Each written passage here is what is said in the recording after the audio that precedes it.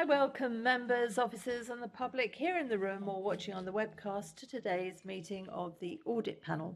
Please make sure that your electronic devices are switched off or to silent mode to avoid any unnecessary interruptions this afternoon. Can I start by asking our clerk, Paul Goodchild, if any apologies have been received? Thank you, Chairman. Apologies from Assembly Member Duval, and Assembly Member Clark is here as a substitute. Lovely. And Assembly Member Pigeon will be joining us as an observer. Yeah, thank you. Can I ask the panel to note the recommendations set out at item 2 and ask if members have any other interest to declare? No, thank Chair. you. Oh, both of you. Ladies first, Assembly Member Clark. Well, I am a customer of London Power. You're one of them, that's good. Assembly Member Hirani. So my household is also a customer of London Power. Well, now I know where they're getting all their customers from. Thank you. Right, okay. Can I ask the panel to confirm the minutes of the meeting held on the 7th of December 2021 to be signed by me as a correct record? Thank you. Can I ask members to note the completed and ongoing actions arising from the previous meetings of the audit panel? Thank you. We have very many guests today, so I won't welcome them all at the beginning of the meeting because that will take up half the meeting, but I'll just mention officers as they come in. So we're now moving on to the external audit update. We're joined remotely by, I hope, by Janet Dawson, Head of Government and Public Services Assurance at EY, and Chloe Wilkinson, Audit Manager at EY. Please could you introduce the GLA audit planning report for the year ended 31st of March 2022. Yes, I can. Thank you very much, Chair.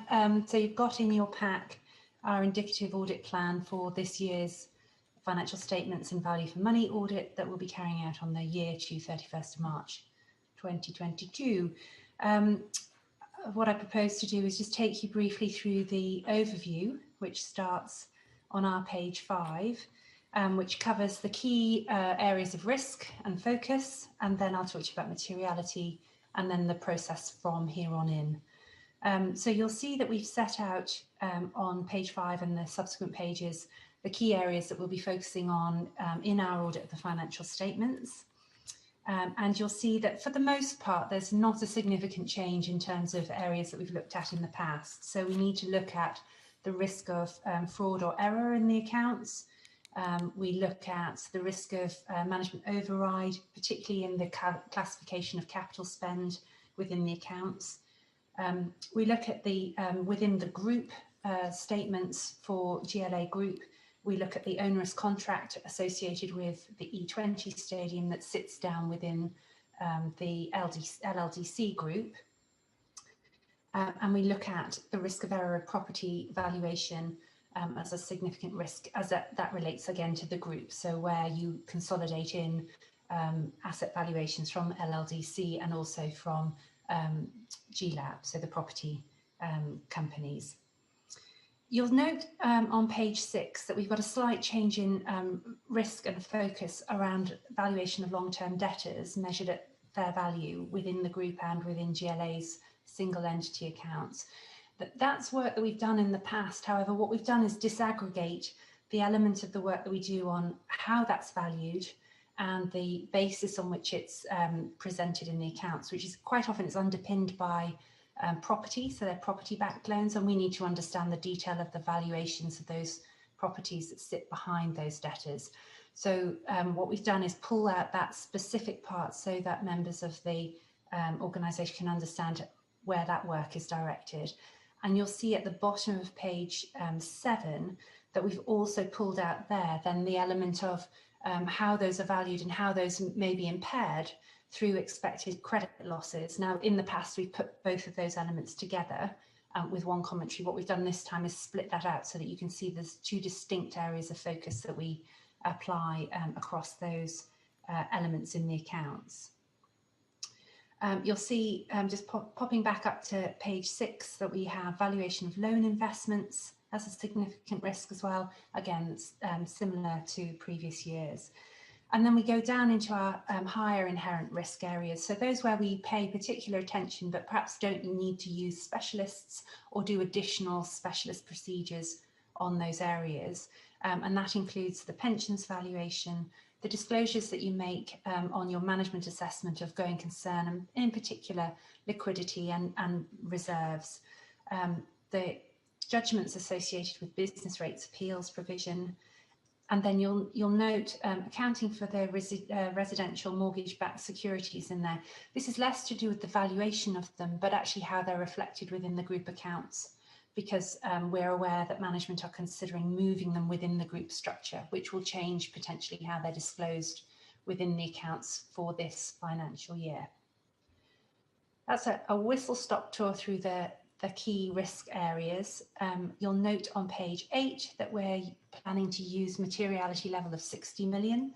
So that is slightly higher than in previous years, but to do with the gross capital and revenue expenditure that we're expecting to be reflected within your accounts this year. And again, we'll update that as soon as we've got the draft accounts and make sure that it's still appropriate or adjust it if not. The rest of the document goes through the scope of our audit, how we consider the value for money conclusion, the timing of the audit, which is an important one, and then how we determine which elements are key audit matters that we report back to you in our audit report. The timeline is subject to consultation at the moment, which was published by the Department for Levelling Up Housing and Communities just before Christmas, where they proposed to move the reporting timetable back to the 30th of November for this year. We haven't actually seen confirmation that that consultation has been approved. What we're doing currently is working with officers to put in place a timetable that will help us move through the audit to the usual timetable of the end of September, perhaps into early October, subject to this 30th of November timeframe being approved. As always, and Chair, you'll be very well aware of this, we are dependent on a number of third parties and assurance that they provide to us, and we are in dialogue with them to understand what their timetables are, particularly around the pensions reporting, so that we can then hopefully be on track for the usual timetable of late September, early October, rather than pushing it all the way back to November, because we and the team are keen to get this audit done and signed off. That's all I was going to say. Happy to take any questions. Okay, and yes, timing has been an issue. You've answered most of my questions in your... Excellent. Yes, I thought you'd think that. Colleagues, have you got anything in particular? What do you think is your biggest value for money risks? What would you consider that to be? So we look at the governance arrangements within the organisation. We look at financial sustainability, and we look at how the organisation uses information about costs and performance to make decisions. And I think that given the turbulence still, within the economy, within a lot of uncertainty over government funding levels, I think the main focus will again be on how the organisation has considered its financial position and its forward financial plans during the year to the end of this month, and how it's made decisions to determine how best to apply that for its purposes. So it's how flexible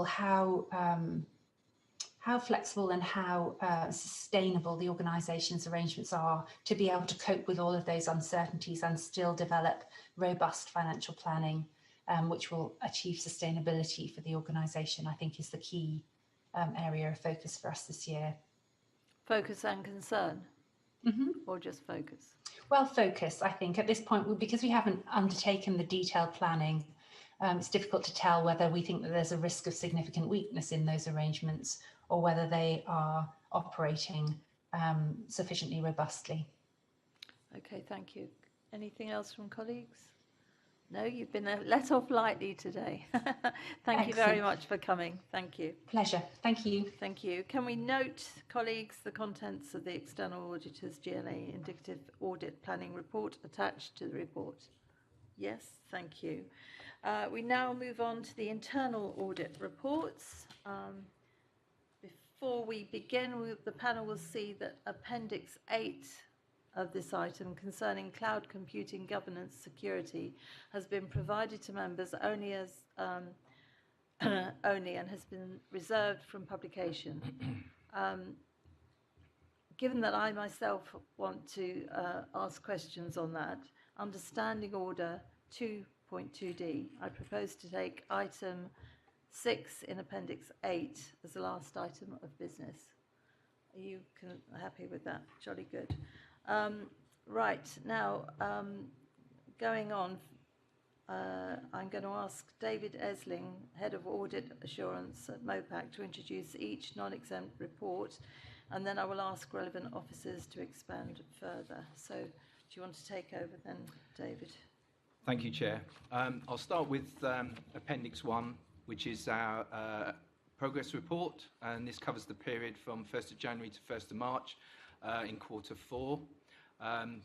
It lists the reports that we're bringing to obviously the panel today, and we'll talk through those once we come to that part of the agenda. Just want to highlight the draft reports that we will complete by the end of March, and these cover the Group Collaboration Programme, Budgetary Control Framework, the Establishment Control Management, and the draft report of Land Fund Investment is due to be issued following completion of fieldwork. So all of those will come to the next audit panel. Audit reviews of the AEB subcontractors, material financial systems, payments, approval, process, loans and management and planning service, financial risks and staff wellbeing are underway. So that's work in progress and will be submitted again to the July audit panel. Other than that, just to highlight probably in section 3 of the progress report, the counter fraud work, the highlight from that really is the work that's been undertaken on the National Fraud Initiative.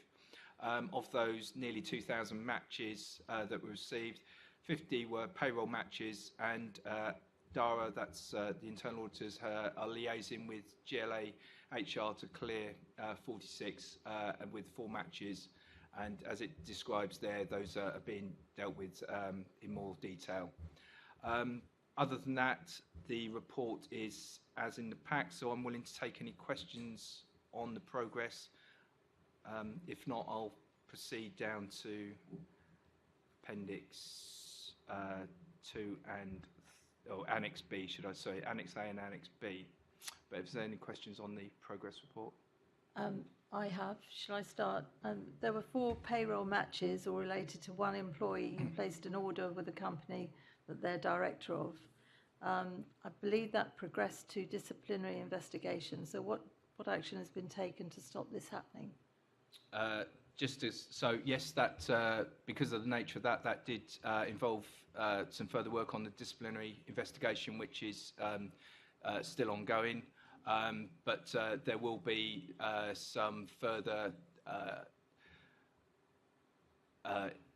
information provided to all GLA staff on sort of how to deal with processes on, in particular, I suppose, in this sort of declaration of interest type of thing. So it's a reminder to that, but in that particular case, it's an ongoing investigation, and we will report the outcome of that at following meetings.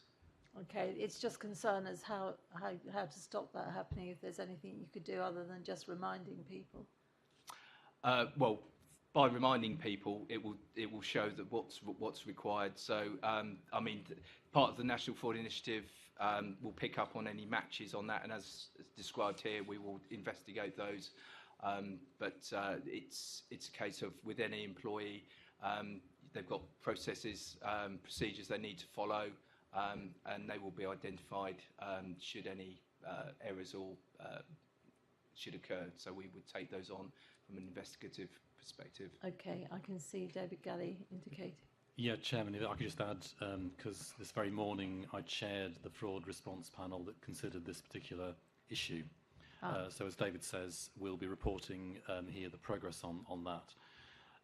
But what I would add is that as part of the lessons to be learnt from this particular issue, we'll be taking a set of considerations about how we bolster the present arrangements around declarations of interests, pecuniary, non-pecuniary, amongst staff, because it's evident, I think, from this particular case that we need to reinforce those requirements upon staff more rigorously. So we are taking this to our next governance steering group to be more proactive in ensuring that we can ensure greater compliance with the current arrangements, because as you can see from David's report, the number of issues that the NFI search has thrown up are worrying, I think, and we need to be more vigilant on ensuring that all staff register their interests as appropriate. Yes, good, thank you. And TfL had 4 payment errors which were identified, totalling £8,090. Those errors have been corrected and recovered, but what's being done to ensure no further financial costs occur going forward on that one? Again, it's a reinforcement of what was established and found in that, and a reinforcement to staff to check. And again, the systems in place and the controls will pick that up as actually occurred in this particular situation.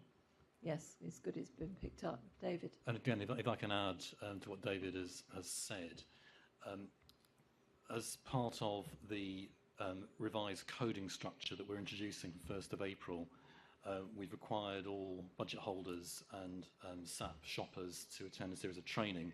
And as part of that, we've also introduced a reminder around certain fraud issues. I mean, I think it's fair to say that we've seen a growth in fraud being reported up through our processes over the last year or two, and therefore we need to respond appropriately. So we've reinforced the requirements upon staff on fraud. So a reminder about phishing attacks. So if you get an email that you are not sure of, do not open.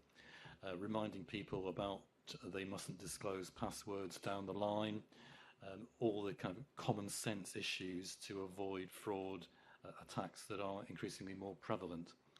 So again, this is part of additional active work that we need to pursue, again, with the resources that David has as part of the audit plan for next year.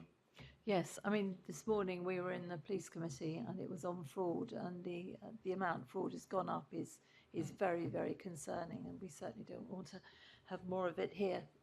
Any questions from... Yes? Thank you, Chair. Regarding the AEB report, which I think is due in July, is that on track to come to committee in July? Yes, it is. We're currently actually undertaking the fieldwork on that, so we expect that to be completed with management responses by the panel in July. Okay. Are there any significant issues that are starting to be highlighted?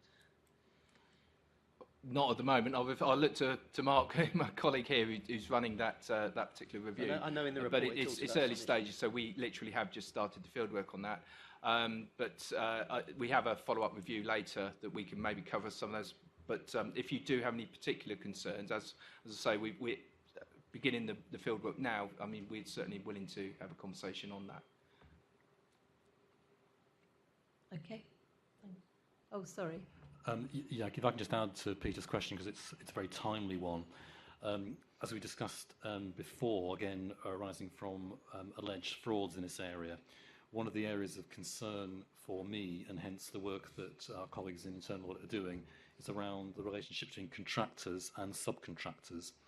And I think it's a particular focus we want to get conclusions from David and his team on to ensure that we as the GLA are properly ensuring that contractors treat their subcontractors properly, and there are proper flows of the right correct remuneration through to subcontractors. So it's, I think, an area we want to come back to you on. That's great. I mean, that was an area of concern. I think it's highlighted at 3.4 in the appendix because of the expansion of our involvement with that budget, and downstream all those subcontractors we're going to have to be working with. I would imagine there's going to be an awful lot of, or potentially an awful lot of compliance issues with those contracts. So I'll wait to July, but thanks.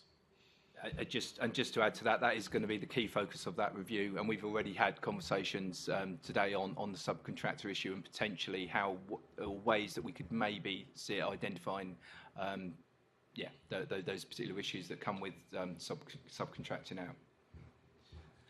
I think certainly, given the size of that budget, we haven't scrutinised it as a GLA really at all. So I think that's something we're going to have to be looking at going forward in other committees as well. I think we can move on now, David. Thank you. So moving to Annex B, that just shows the flow of work that's been completed, work in progress and planned. And as I said in the progress reports, that we expect the majority of that to be completed, if not all of it to be completed, to draft report stage by the end of March. And those reports will be coming to the July panel meeting. If I may, I'll move on to Appendix 2 now, which is the proposed GLA internal audit plan for 22-23. As you will see from this, we've identified areas for review. I think I need to make the point that it is an indicative plan and it's risk-based. So obviously, throughout the year, should the risk profile of the organisation change, then we would adapt the plan and obviously bring that back to the panel for consideration. However, the areas and the scoping of each review will be done nearer the time.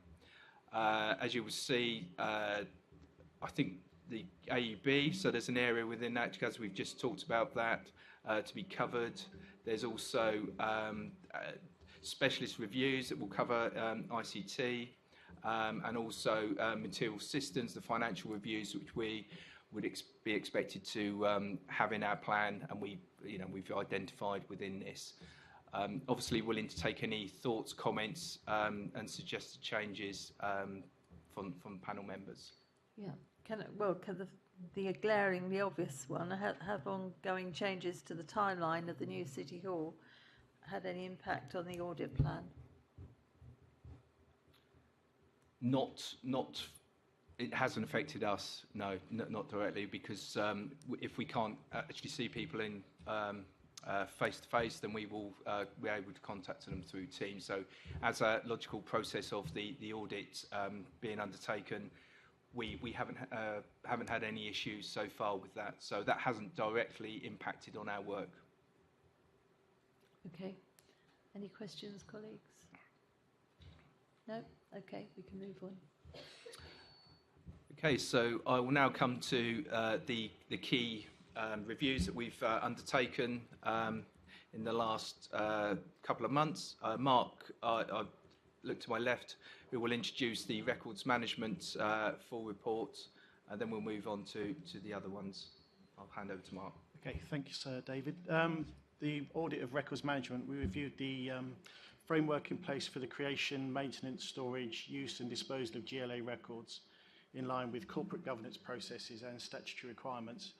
And we also had a look at the processes in place for the management and retention of information for outgoing officials and employees. Our conclusion was that there was an adequate system in place. The control framework was adequately designed, although some controls not operating effectively to mitigate key system risks. Our sort of conclusions were there were up-to-date and approved policies and procedures in place to support records management relating to the collection, use, retention and disclosure of data with statutory requirements, and best practice are properly identified and understood. We also found that accountabilities, roles and responsibilities for records management were clearly defined with adequate training and support provided. However, we felt there was a need to formally establish directorate level responsibilities. And the sort of interlinked with that, although appropriate records tracking filing systems are in place, there was no process in place to monitor compliance with the policy and procedures. Our next finding was that there were processes in place for dealing with the retention and disposal of documents held by outgoing assembly members, deputy mayors and the mayor. However, there was a need to formally record the process to ensure appropriate documents were being retained or disposed of. And there was also no formal process in place for reviewing the records held by leaving members of staff. And finally, there was no process in place for monitoring to ensure the approved policies and procedures and statutory requirements were being met.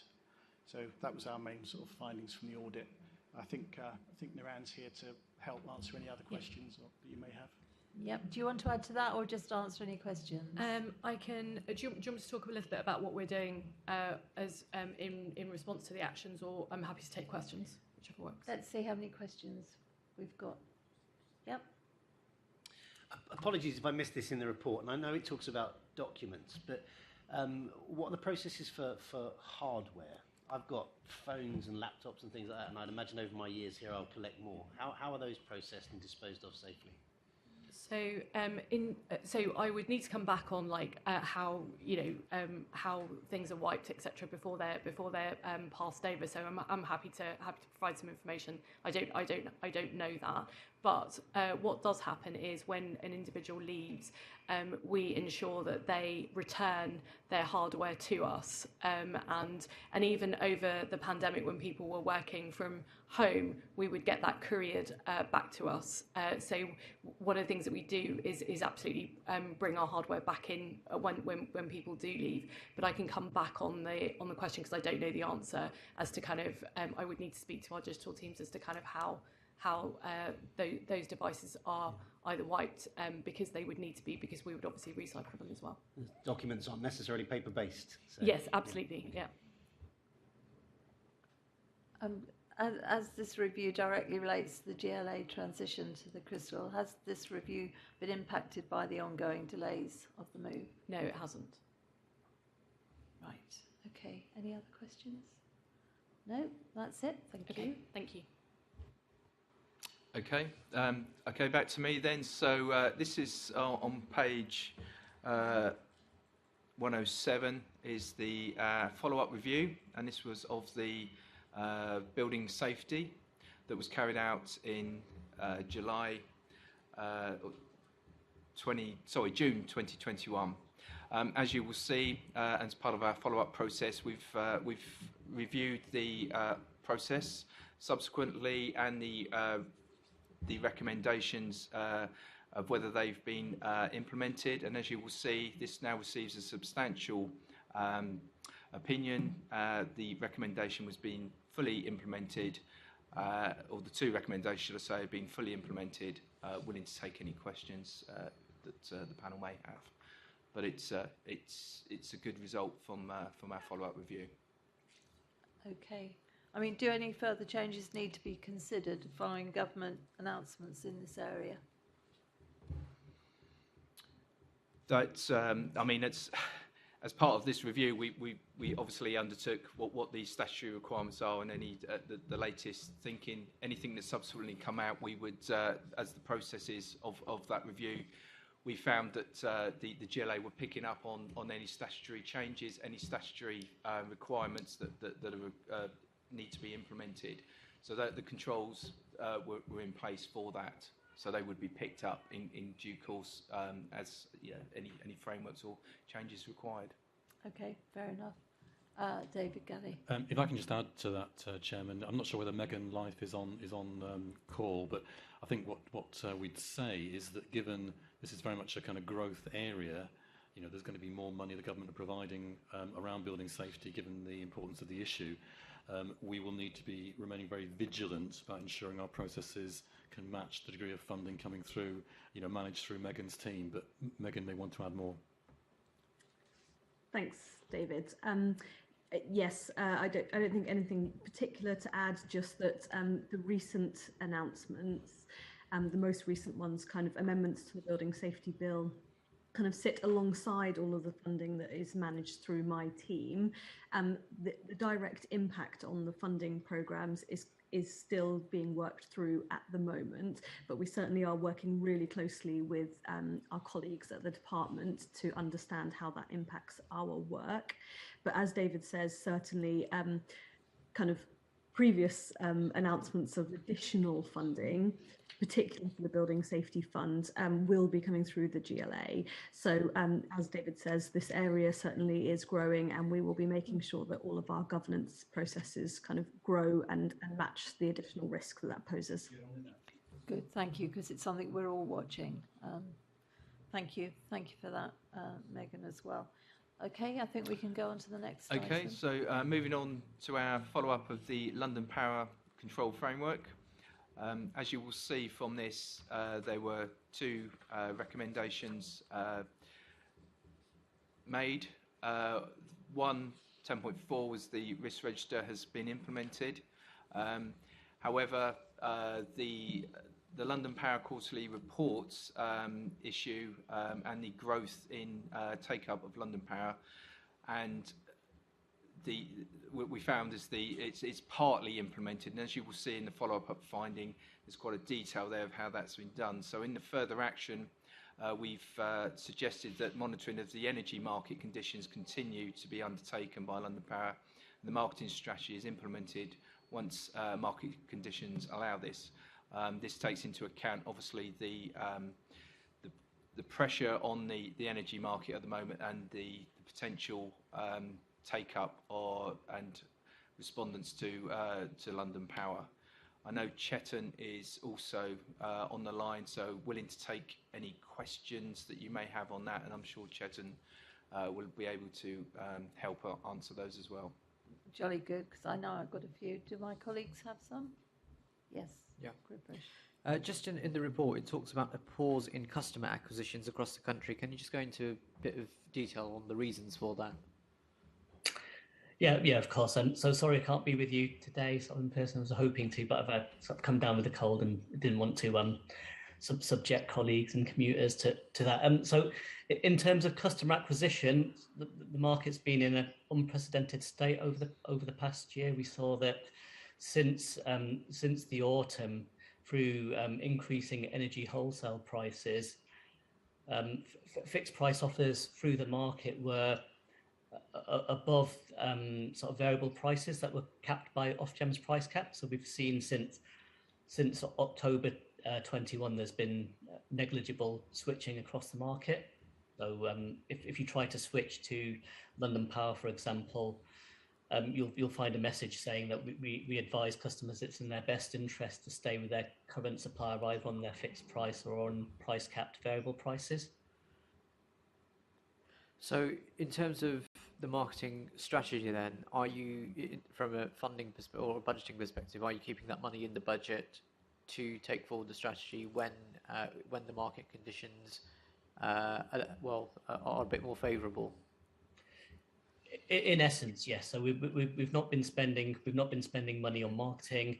We've been looking to prioritise sort of low cost channels, either through using sort of GLA channels such as the Mayor's email or social media, and through borough partner channels as well, sort of rather than sort of very expensive marketing. But yeah, we'll keep an eye on the market, and we just wait to be able to resume promotion once we can offer customers a better deal than the price cap.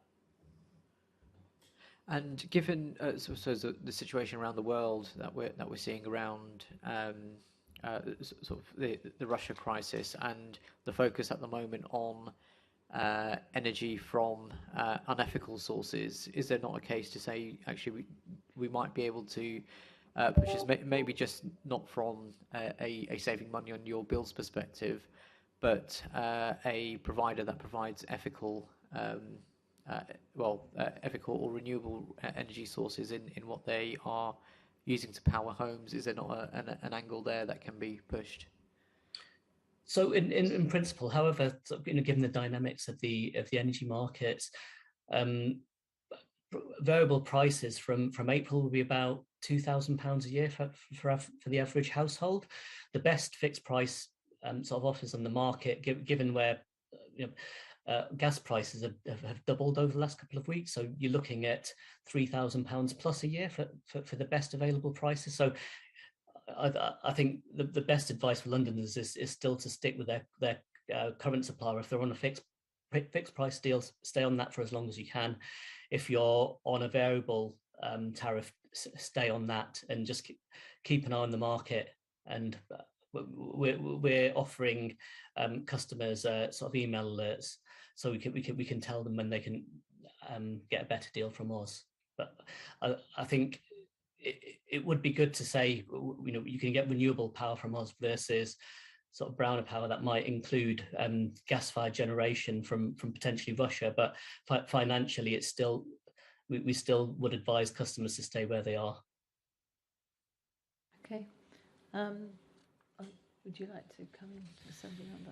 Thanks very much. So considering these pressures, and I do recognise that they are external, what's the likelihood, or how long do you think it will be before you can start to even consider getting to being cost neutral? It's so it's really hard to say. I guess over the last, even before the current events in Ukraine, Ofgem had announced a 54% increase in the price cap. So a lot of people's bills will be going up by a large amount from the 1st of April. But and that would be what I'd call unprecedented sort of levels of prices in my 20 years in the industry. Over the last 2 weeks, energy wholesale prices have doubled over sort of record high levels. So it's really hard to say. It's very fast moving and volatile. On Monday, prices went up from £4 a therm to £8 a therm to finish at £5 a therm. It's been crazy volatility. So we just need it to settle down to understand what the medium and longer term implications of that will be on energy prices, on the whole energy market, and then therefore future impacts for London Power's business plan. Okay, so you don't know. I mean, that's a fair answer, and I put the caveat in right at the beginning that I recognise these are unprecedented.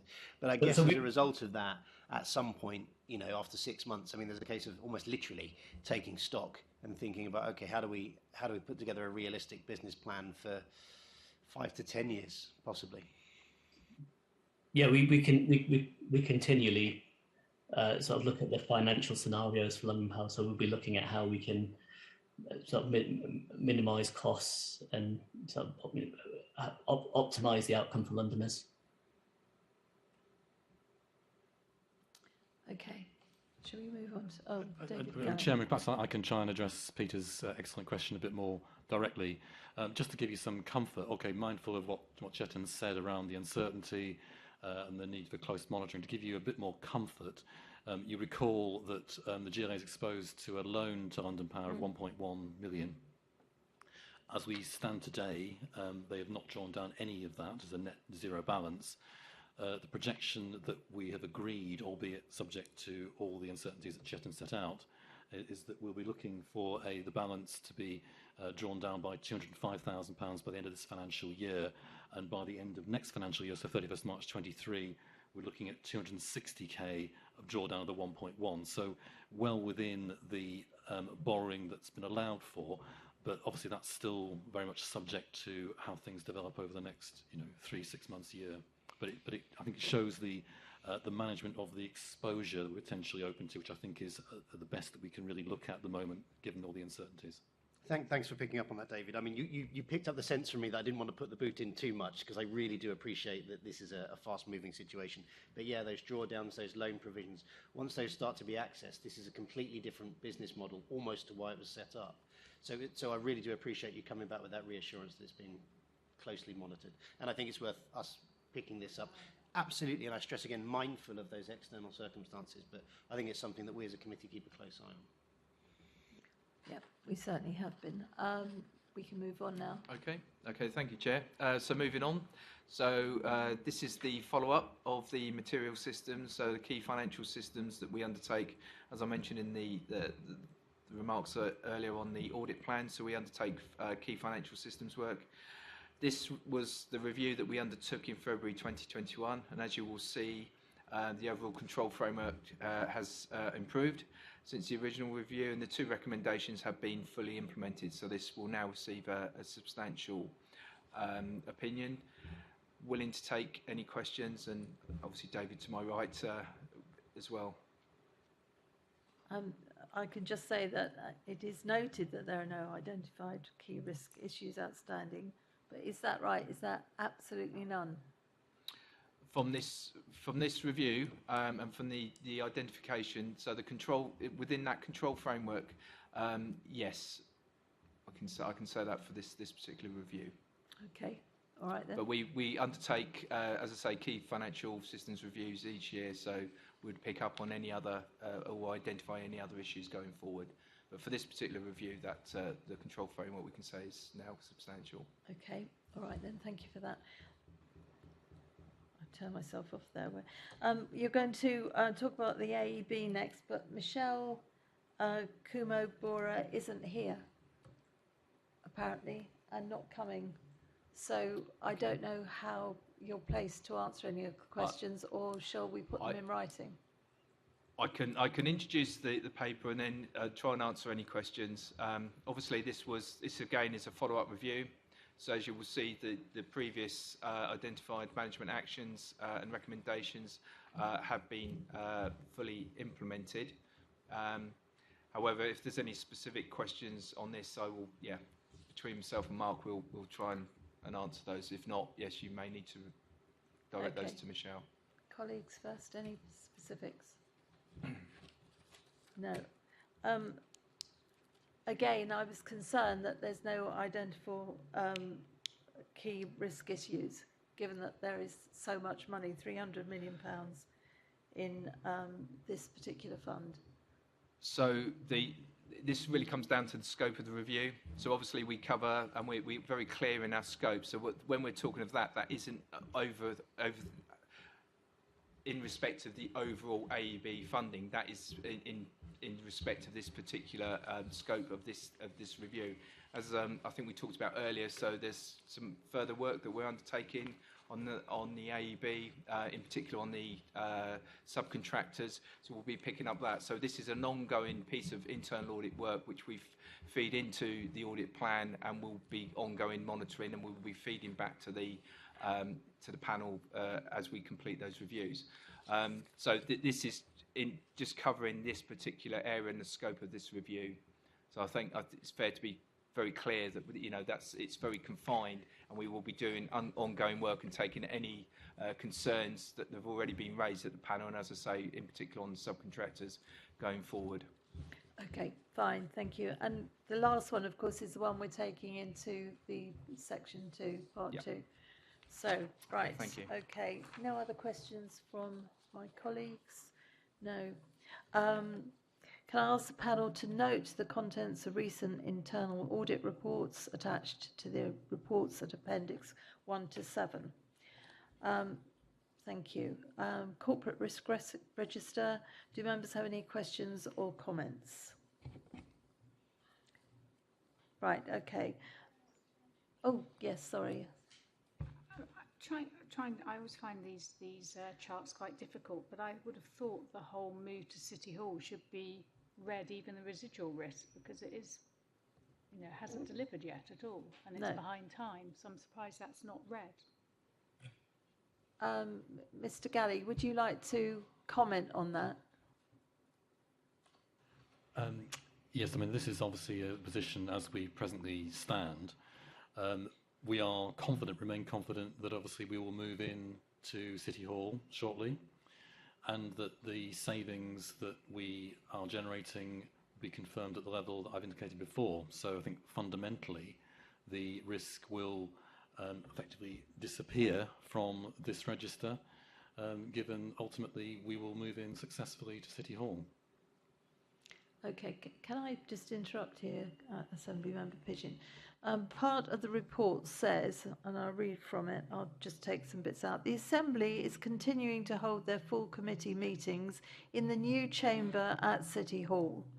And it goes on. We are still on track to deliver the programme's benefits, including the planned savings. Well, that's inaccurate. We are not there. We don't know when we're going to be there. We've been promised we were going to be there in October, December, January, then February, then March. We're not there. Yeah, but obviously, as I said, we are confident that we will move in shortly. Eventually, yes. And that, as I said, the savings of 47 million to the GLA, 61 across the group over 5 years will be confirmed. Obviously, we have the Oversight Committee on the 23rd, where Chief Officer and I and others will obviously talk about that in more detail with you and set that out. Obviously, the delay has led to some additional costs arising from the contractor. Obviously, that's something that, again, we can talk about in more detail, Caroline, at your session, and supply details, but that obviously is still ongoing work that we're doing with the contractor. Okay. Any other comments on that? Assemblymember Fortune? I was in two minds whether or not to bring this up and to see if it fits into the partnership working part of the risk register, because we don't have a commissioner of police at the moment. I just wonder where that would be reflected in a risk register in terms of working with partners and effective governance.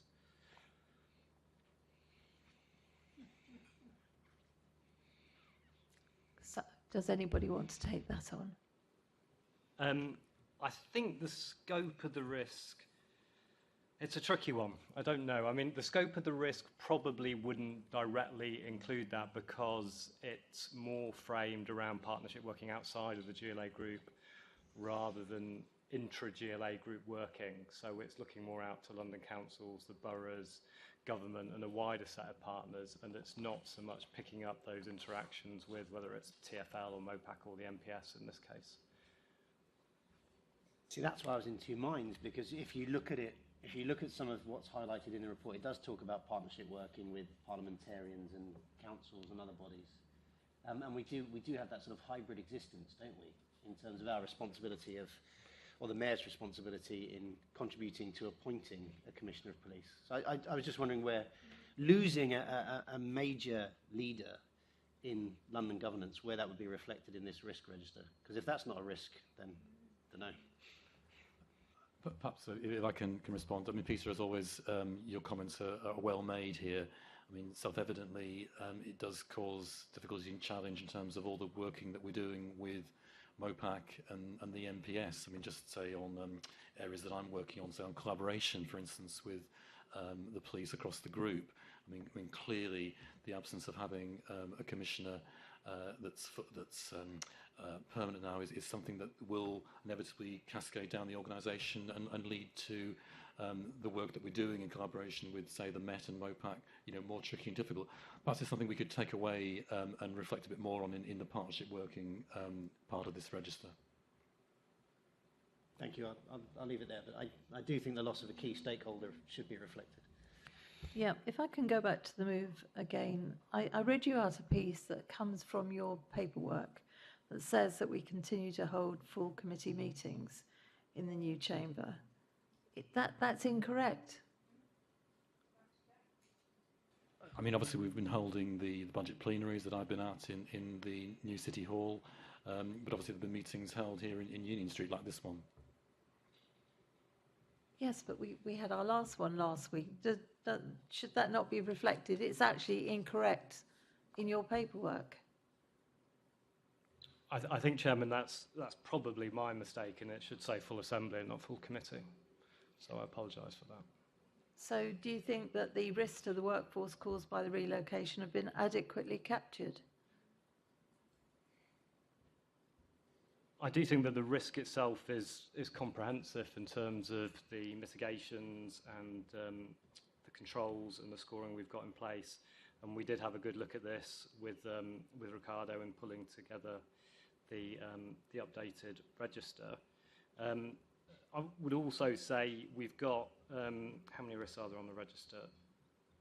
It's a handful now, and this is on there as one of our top risks. So we're certainly taking it seriously, and although the score is lower than it was, it's still very much one of our top risk areas at the time of pulling together the report, albeit noting David's comments that we are on track to realise the benefits and to move in pretty soon.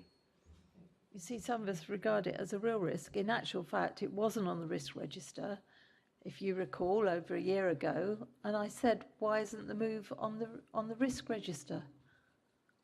I think perhaps some of us regard it as a greater risk than others, and we certainly do, especially when it comes to staffing when we eventually move, which is, as I say, incorrectly captured in that paperwork, which is disappointing. Any other questions? Yes. It's on risk-free about the workforce. It talks about incorporating the development of a people strategy. Can you just go into a bit of detail what that is?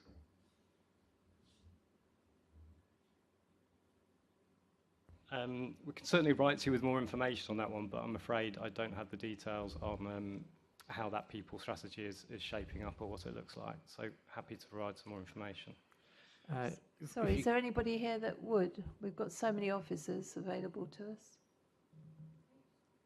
I know it's an area that the new permanent head of Assistant Director of HR and OD is looking at. So again, I think it's probably best, given I think the audience we have here, or the officers here, that perhaps the new AD HR should actually respond on that.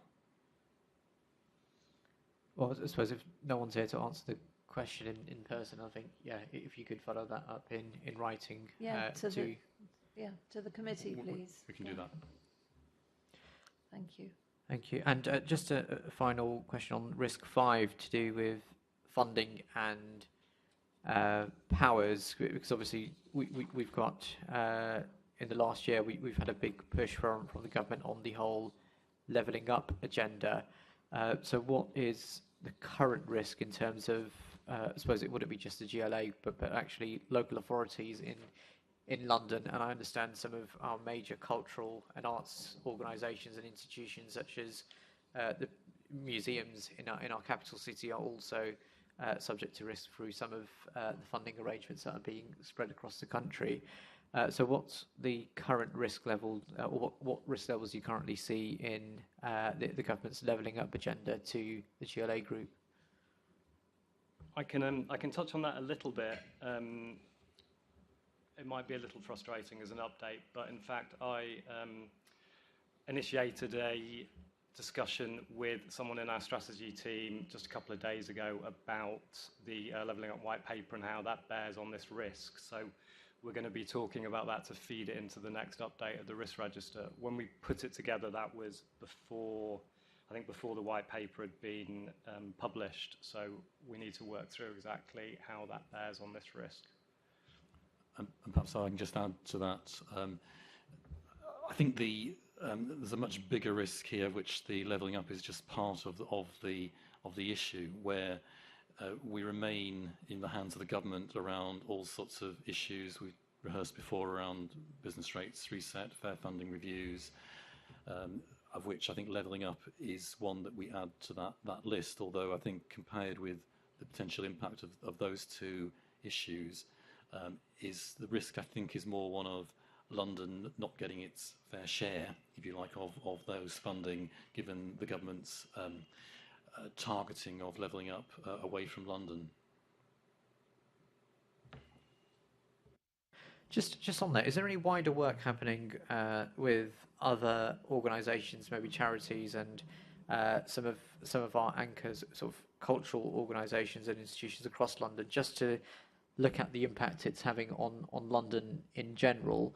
Just wary that some of, especially in central London, some of our museums are undergoing a process at the moment where they'll be applying for Arts Council funding through their process, but also obviously they're guided by the government's levelling up agenda as well, and it could be that a lot of historic organisations in London that are part of the fabric of our city, especially when we're looking at recovery from COVID, and the Mayor has his Let's Do London campaign, which is trying to bring people back into the central activity zone. There could be a knock-on impact if some of the organisations that are not part of the GLA group but still an important tourist or cultural attraction in London, if they're not able to function in the same way as they have done in the past, then there is that risk as well. What wider work is happening with some of these London organisations as well? I think that's something that could be picked up in the budget committee better than here, or are you telling me that you could? No, I think it's probably an area that the culture team could perhaps be best to advise on.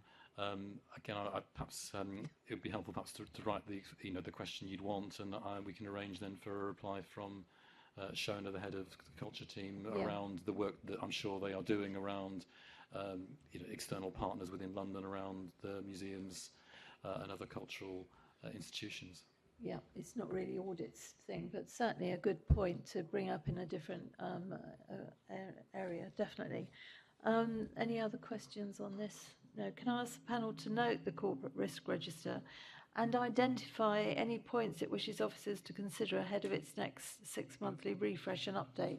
Is there anything specific, colleagues, that you would like? I mean, I would like more on the City Hall move, really, and the risks that I don't think that we've ever properly looked at, to be honest with you. I think there are risks hiding beneath there that nobody wants to go near, but I think they should. Anything else? Perhaps colleagues think about that, and then certainly through this committee we'll let Mr. GLA and Esling know. Is that okay? Okay. Now we're on to Section 8, Annual Report of the Monitoring Officer, and I think we're going to have Emma Strain. Hello, Emma. And then when Emma's sat down, do members have any questions or comments on this part?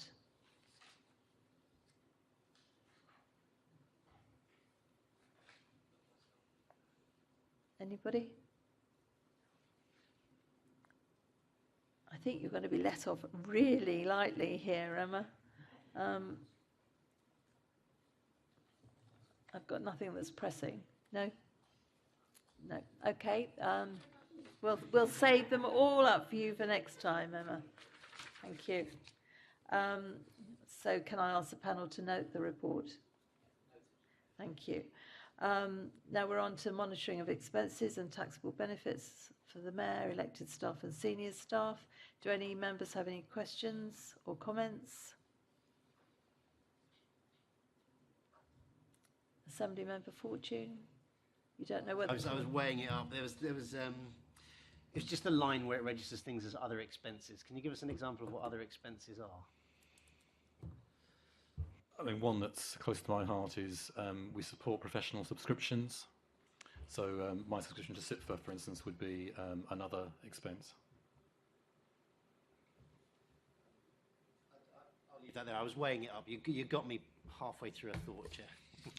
Sorry about that. Okay, fine. Can I ask the panel to note the taxable benefits and expenses incurred by the Mayor, London Assembly members and senior staff during the period April 2021 to January 2022?